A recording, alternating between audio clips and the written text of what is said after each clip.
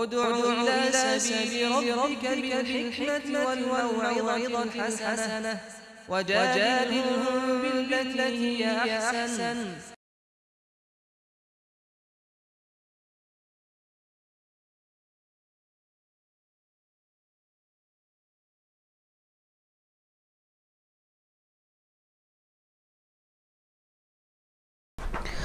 بسم اللہ الرحمن الرحیم الحمد للہ رب العالمین وبہ نستعین وصلی اللہ وسلم علی سید الانبیاء والمرسلین وعلی آلہ واصحابہ اجمعین ومن تبعہم بإحسان الی یوم الدین اما بعد.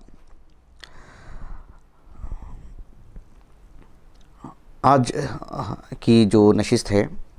اس میں تربیت سے متعلق ایک بات آپ کے سامنے رکھی جائے گی. وہ یہ ہے کہ ہم عمومی طور پر دیکھتے ہیں لوگوں میں، مسلم معاشرے میں، مسلم گھرانوں میں، اپنے دوست و احباب میں ایک صورتحال یہ ہوتی ہے کہ اپنا درد پیش کرنا، اپنا درد رکھنا اور شکایتیں کرنا، کبھی اپنی تجارت سے متعلق، کبھی صحت سے متعلق، کبھی اپنے افراد خانہ سے متعلق، اور کبھی سیاسی امور میں مختلف چیزیں ہوتی ہیں. اور ظاہر بات ہے اسے ایک ہی لفظ میں غلط نہیں کہا جا سکتا. اپنے دل کی بات، اپنا درد کسی کو سنانا، کسی کے سامنے رکھنا،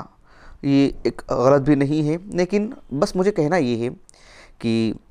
جہاں ہم اپنا دکھ درد لوگوں کے سامنے رکھتے ہیں، اپنوں میں، ہماری زندگی میں یہ پہلو بھی غالب ہونا چاہیے کہ اللہ سبحانہ وتعالیٰ کے ہم شکر گزار بنیں. شکر گزاری میں بہت سارے باتیں ہم بولتے ہیں، سنتے ہیں، سب کچھ ہے اپنی جگہ پر. لیکن میں جس خاص نقطہ نظر کی بات کرنا چاہ رہا ہوں وہ یہ کہ ہم کبھی تنہائی میں بیٹھ کے سوچیں، کبھی دوستوں احباب سے بھی شیئر کریں، کبھی گھر کے افراد کے سامنے بھی ہم باقاعدہ گنیں، 1 2 3 4 5 ایسے گنتے جائیں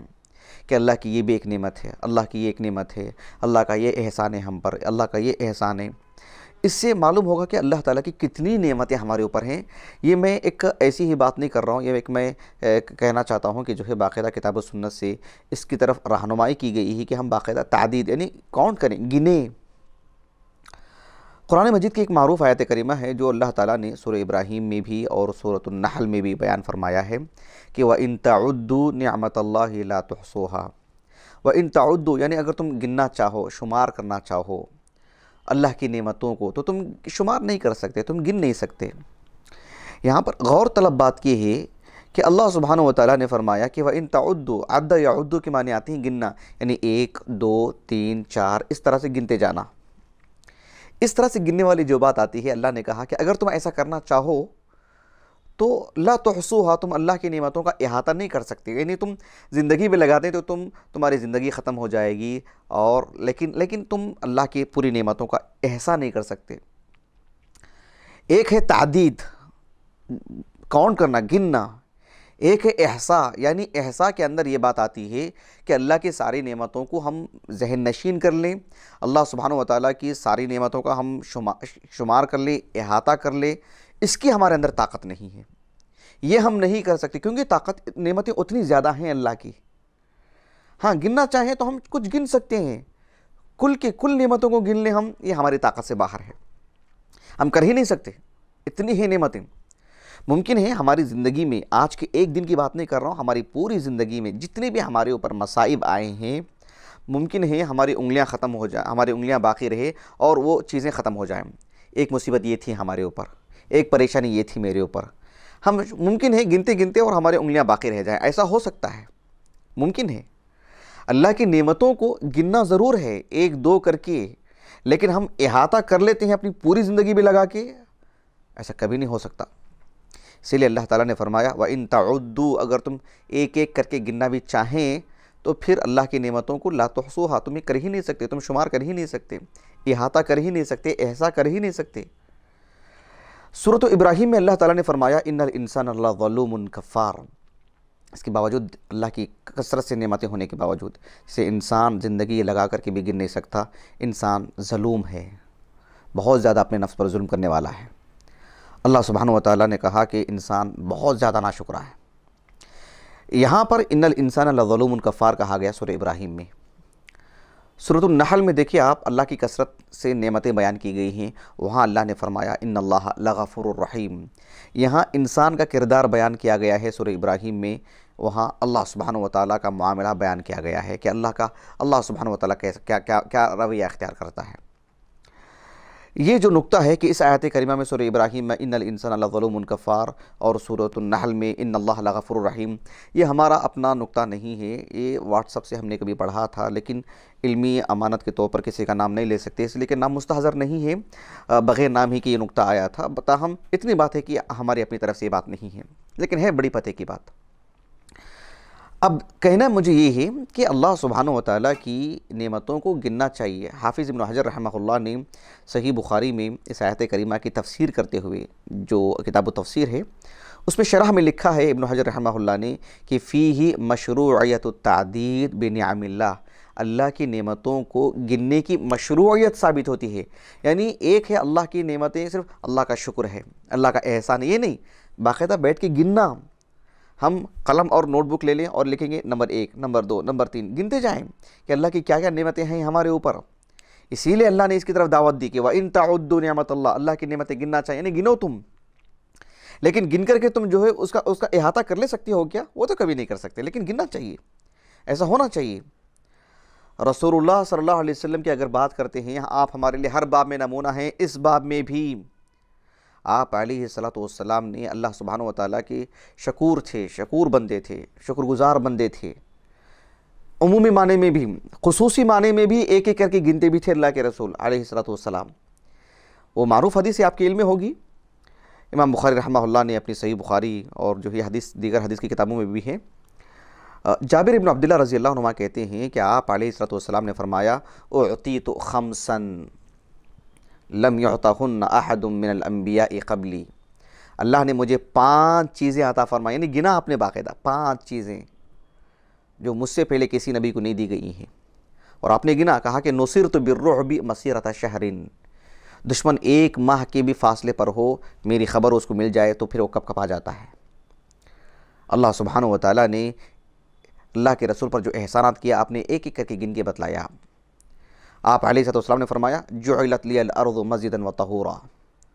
کہ پوری زمین کو اللہ رب العالمین نے میرے لیے سجدہ گاہ بنا دیا، میرے لیے جو ہے اپنے آپ میں بھی مٹی پاک ہے اور طہور ہے کہ وہ اس کے اندر پاک کرنے کی صلاحیت بھی اللہ نے رکھی ہے۔ آپ علیہ السلام نے فرمایا ایما رجل من امتی ادرکتہ الصلاۃ فلیصلی، میری امت میں سے کوئی بھی فرد اسے نماز کے لیے جب بھی جہاں وقت مل جائے وہ نماز پڑھ لے۔ یعنی پوری زمین پاک ہے، کچھ جگہوں کو حدیث میں الگ سے بیان کیا گیا ہے جہاں نماز نہیں پڑھنا ہے، اس تفصیلات کے ساتھ اس مسئلے کو معلوم کرنا چاہیے۔ اللہ کے رسول علیہ السلام نے یہ بھی فرمایا کہ اللہ سبحانہ وتعالیٰ نے ایک نعمت مجھے یہ بھی عطا کی ہے کہ احلت لی الغنائم، مال غنیمت پہلے حلال اس معنی میں نہیں تھی کہ لوگوں کے کام آ جائیں، لیکن میرے لیے اللہ رب العالمین نے حلال کر دیا ہے کہ اب وہ میرے ذمہ ہے، مسلمان اسے استعمال کر سکتے ہیں، ان میں تقسیم ہو سکتی ہے وہ چیز۔ آپ علیہ السلام نے فرمایا کہ پچھلے جو انبیاء تھے وہ سب ایک خاص قوم کی طرف بھیجے جاتے تھے، یبعث الی قومہ خاصۃ، لیکن میں بعثت الی الناس کافۃ، میں سب لوگوں کی طرف نبی بنا کر کے بھیجا گیا ہوں۔ اور 5ویں چیز آپ نے بتلائی رسول اللہ صلی اللہ علیہ وسلم نے کہ احلت لی الشفاعہ، اللہ رب العالمین نے مجھے شفاعت، سفارش کرنے کی سعادت نصیب کی ہے۔ دیکھیے اللہ کے رسول نے خمسن کہہ کر کے 1 2 3 4 5 آپ نے گنوایا۔ ایک عظیم عالم دین ہیں، باحیات ہیں، دکتر سعید ابن علی ابن وہب القحطانی حفظہ اللہ، فقہ الدعوہ فی صحیح الامام البخاری، ان کی کتاب ہے، 2 جلدوں میں چھپی ہے، پہلی جلد میں اس حدیث کو لائے ہیں وہ، اور اس حدیث کی شرح میں انہوں نے یہی لکھا ہے کہ جو تعدید یعنی گننا چاہیے، 1 2 کر کے گننا چاہیے۔ اللہ سبحانہ وتعالیٰ کی جو نعمتیں ہمارے اوپر ہیں ہمیں باقاعدہ گننا چاہیے، اور پھر سب سے بڑی نعمت کو نمایاں کرنا چاہیے کہ جو اللہ کا دین ہے، اللہ نے ہمیں مسلمان بنایا ہے، اس سے بڑی نعمت کوئی نہیں ہے۔ آپ اندازہ لگائیے خندق کے موقع پر جہاں مسلمان خود مدینے کے اندر کم تھے،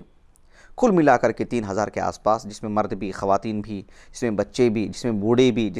جن کو کوئی عارضہ لاحق ہوا ہے، لنگڑے جو لوگ تھے، نابینا جو لوگ تھے، سب کا ملا کر کے 3000 کے قریب افراد تھا۔ ایسے میں سامنے 10,000 کا لشکر، خندق کی کھدائی ہو رہی ہے، باری باری کر کے کھدائی کر رہے ہیں، کافی لمبا فاصلہ ہے جس کی کھدائی کی گئی، اور اس کی سب چیزیں سامنے ہیں ہمارے سیرت کی کتابوں میں، اس کی گہرائی، اس کی لمبائی، اس کا عرض و طول، اور جو ہے باری باری کر کے کتنے افراد تھے، سب کچھ وہ میرا موضوع نہیں ہے، لیکن کتنی گمبھیر حالت تھی، بھوک اور پیاس، سخت گرمی، ایسا سخت جاڑا تھا اس وقت، سخت سردی تھی اس وقت، اور جو ہے مطلب کس قدر حالات تھے آپ اندازہ لگائیے، بھوک کتنی تھی، صحابہ کے لیے کھانے کے لیے کوئی چیز نہیں تھی، اس کے باوجود بھی جو نمایاں کیا رسول اللہ نے سب کے سامنے صلی اللہ علیہ وسلم خندق کی کھدائی کی وقت، صحیح بخاری کی حدیث ہے کہ اللہم لولا انت مہتدینا، صحابہ نے رضی اللہ عنہ اجمعین رسول اللہ سے کہا تھا علیہ السلام، ایک شعر پڑھتے ہوئے اللہ کے رسول میں شعر پڑھا تھا، اللہم لولا انت مہتدینا لا تصدقنا ولا صلینا، کہ اللہ تو نہ ہوتا، تو ہمارے ساتھ اسلام کا معاملہ نہ کرتا، ہمیں مسلمان نہ بناتا تو ہم مسلمان نہ ہوتے، ہم ہدایت پر نہ ہوتے، نہ ہم صدقہ کرتے، نہ ہم نماز پڑھتے، یہ سب حالانکہ اس وقت پیٹ پہ پتھر باندھے ہوئے ہیں صحابہ بھی، رسول اللہ بھی صلی اللہ علیہ وسلم، نہ انہیں بھوک کی شکایت کر رہے ہیں، نہ پیاس کی شکایت کر رہے ہیں، نہ جاگنے کی وجہ سے جو حالت خراب ہوئی اس کی شکایت کر رہے ہیں، ایک چھوٹی سی تعداد اتنی بڑی تعداد کے مقابل کھڑی ہے، نہ اس کی شکایت کر رہے ہیں، گھر میں خواتین ہیں ان کے چراغ نہیں جل رہے ہیں اور ان کے ساتھ جو معاملہ ہو رہا ہے نہ اس کی شکایت کر رہے ہیں، اور نمایاں کر رہے ہیں اللہ کے دین کو کہ اللہم لولا انت مہتدینا، اللہ اکبر، اللہ اکبر۔ اللہ سبحانہ وتعالیٰ نے ہر لحاظ سے ہمیں مالا مال کیا ہے، اور ہم اسلام کو کبھی کبھار نعوذ باللہ من ذالک غیر شعوری طور پر ہی صحیح ایک نادانی کر لیتے ہیں کہ اسے ایک ثانوی درجہ رکھتے ہیں، دیگر چیزوں کو نمایاں کر کے اس کے فوت ہونے پر روتے بیٹھتے ہیں، سب ٹھیک ہے لیکن اللہ کا دین تو ہے، مسلمان تو ہیں، گننا چاہیے، ایسی خطرناک حالت میں ہم مسلمان ہیں، اللہ کے فضل و کرم سے ہم اہل السنہ کے عقیدے پر ہیں، اہل السنہ کے منہج پر ہیں، دینی نقطہ نظر سے ہر چیز ہمارے پاس صاف ہے، نمایاں ہے، اس بات کا احساس ہمیں ہونا چاہیے۔ میں اپنی بات کو ختم کرتا ہوں، اللہ تعالیٰ سے دعا ہے کہ اللہ تعالیٰ ہمیں اللہ تعالیٰ کا شکر گزار بنائے، اللہ کی نعمتوں کو گننے والا بنائے، اور مصائب پر اللہ سبحانہ وتعالیٰ کی توفیق اور اس کی اذن سے صابر بنائے، اور احتساب ہماری زندگی میں اللہ تعالیٰ پیدا فرمائے۔ سبحانک اللہم و بحمدک، اشہد ان لا الہ الا انت، استغفرک و اتوب الیک۔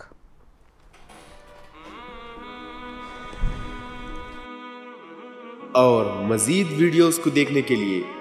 آپ ہمارے YouTube چینل کو سبسکرائب کریں۔ فجزاکم اللہ خیرا۔